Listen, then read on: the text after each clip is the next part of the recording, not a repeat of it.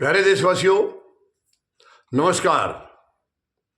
आज मैं आपके साथ साझा करना चाहूँगा मणिपुर के बारे में।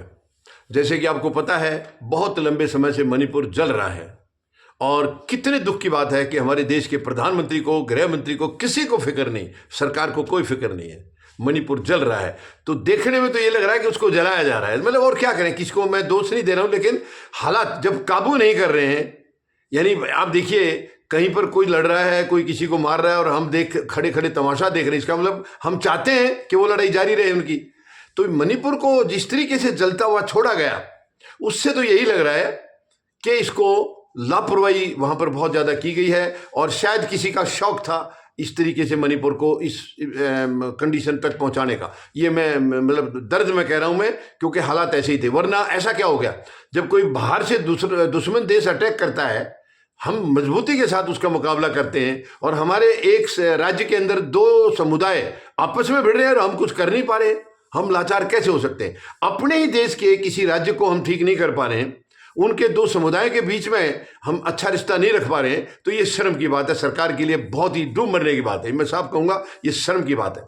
लेकिन अब अचानक से मणिपुर के सीएम ने इस्तीफा दे दिया है, तो क्या आप जानते हैं इसके पीछे क्या कारण हो सकता है? मेरी समझ के मुताबिक इससे पहले देखिए, दुनिया ने, पूरे विपक्ष ने विरोध किया है, बहुत विरोध हुए हैं, लेकिन मजाल है सरकार अपने मुख्यमंत्री से इस्तीफा मांग ले, सवाल ही पैदा नहीं होता। तो इन कई बातों से लगता है कि क्या इनका खुद का इंटरेस्ट था क्या उसको जलते रहने में? क्योंकि अब जो दो बातें सामने आई हैं, मैंने विचार किया है।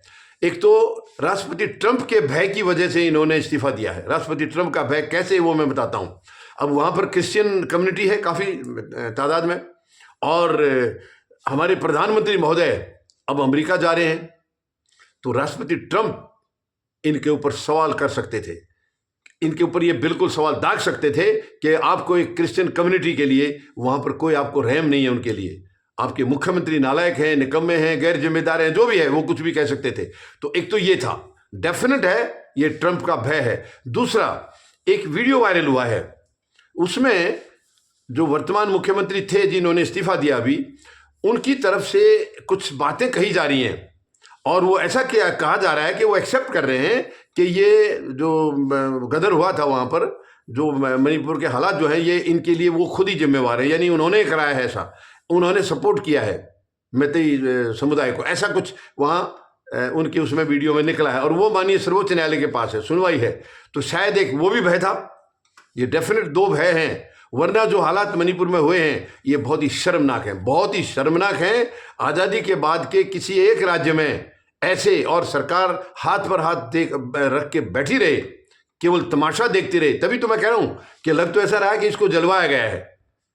अब उन्होंने, यानी इतना कुछ बर्बादी होने के बाद इस्तीफा दिया है, जो कि ये बहुत पहले दिया जाना चाहिए था। बहुत पहले दूसरा कोई, या तो दूसरा सीएम बनाते या राष्ट्रपति शासन लगा के दोबारा चुनाव, कुछ भी था, कोई ना कोई विकल्प ढूंढा जाना चाहिए था। लेकिन सबसे पहले प्राथमिकता थी कि जो मणिपुर के अंदर हो रहा था उसको रोकना चाहिए था। आपको ध्यान है महिलाओं के साथ कितने बुरे अत्याचार किए हैं, नगन उनको घुमाया गया है, अत्याचार किए गए, उनके साथ बलात्कार किए। इससे ज्यादा शर्मनाक किसी भी देश के लिए क्या हो सकता है? और वो भी भारत जैसा देश।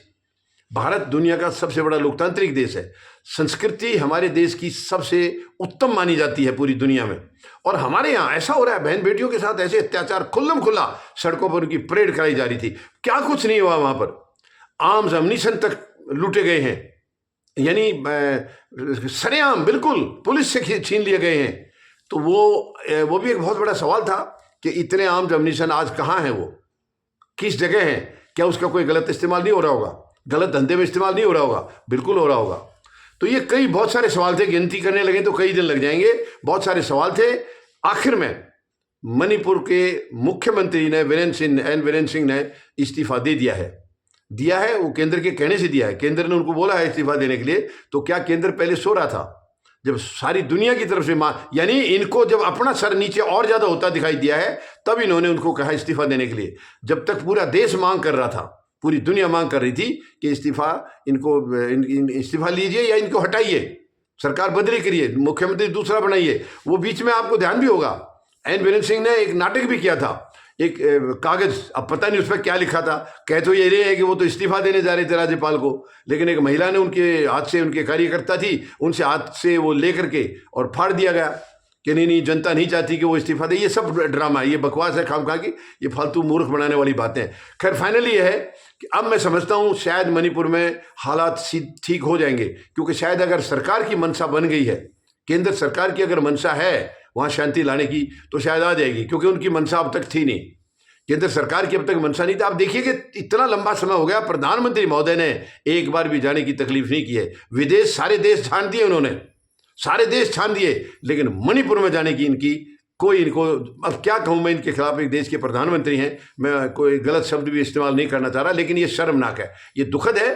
किसी देश के प्रधानमंत्री को उसके अपने ही राज्य के लिए समय नहीं है, उन लोगों के अंदर उनको जलते हुए मरते हुए देख रहे हैं, मगर उनको कोई पीड़ा नहीं हो रही है, कोई तकलीफ नहीं हो रही है, उन्होंने जाकर के हाल जानने की कोई कोशिश नहीं की। जबकि प्रधानमंत्री महोदय पहल करते तो वहाँ कब का समझौता हो सकता था, शांति स्थापित हो सकती थी, लेकिन इन्होंने ऐसा चाहा नहीं। क्यों नहीं चाहा, वो तो वही जवाब दे सकते हैं, इसका मैं क्या बताऊँ। लेकिन फाइनली मुख्यमंत्री का इस्तीफा हो गया है, और वो डेफिनेट है राष्ट्रपति ट्रंप के भय की वजह से और माननीय सर्वोच्च न्यायालय की भय की वजह से, इनकी वजह से ये इस्तीफा हुआ है, वरना इस्तीफा होता नहीं है।